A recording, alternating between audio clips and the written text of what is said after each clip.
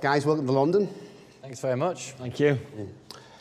So I want to start in Cozumel in Mexico. Obviously, it turned out to be an iconic moment in British sport with Ali, you helping Jonny over the line due to heat exhaustion.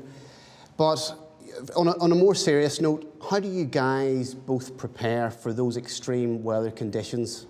Well, firstly, thank you for starting there, starting with Cozumel. But yeah, basically there's two ways to prepare for the hot conditions like that.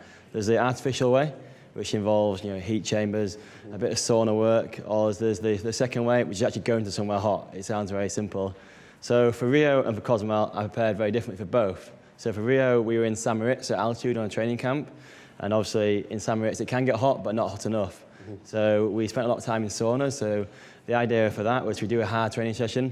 We put lots of warm clothes on. I went in the sauna for 30 minutes once our body temperature was already high, and kind of practiced keeping it high. And that actually worked really well.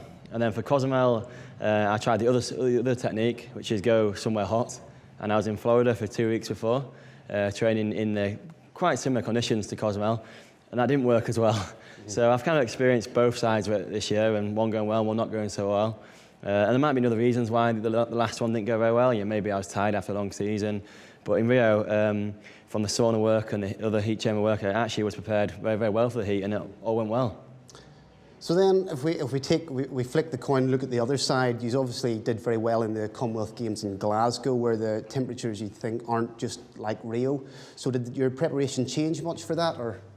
Well, Rio is obviously kind of its own case, really, because the Commonwealth Games is a big deal, and we prepared and trained hard for it, but didn't really train for any specific conditions.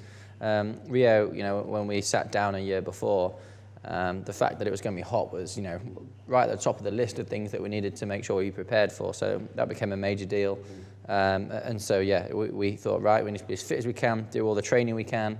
So we stand on the start line, really, really fit, obviously, and ready to race. But on top of that, and part of that included going to altitude. But on top of that, it was like, right, how can I be best prepared for the heat? And we decided, like Jonny said, out of the two ways to do it, we decided to do it the kind of more artificial way, I guess, training lots of clothes, spending a lot of time sat in saunas, which isn't as fun as it sounds. It's really not very fun. It's not bad, but yeah. After you've just done a maximum session and you have to spend half an hour in the sauna, the first 10 minutes is quite nice. You sit there and relaxed, and then it gets really uncomfortable quickly after that. Anyway, and then we had 2 weeks in Brazil in the warm weather, actually before the Olympics. So by the time that Rio came around, I actually think we were really quite well adjusted to the heat.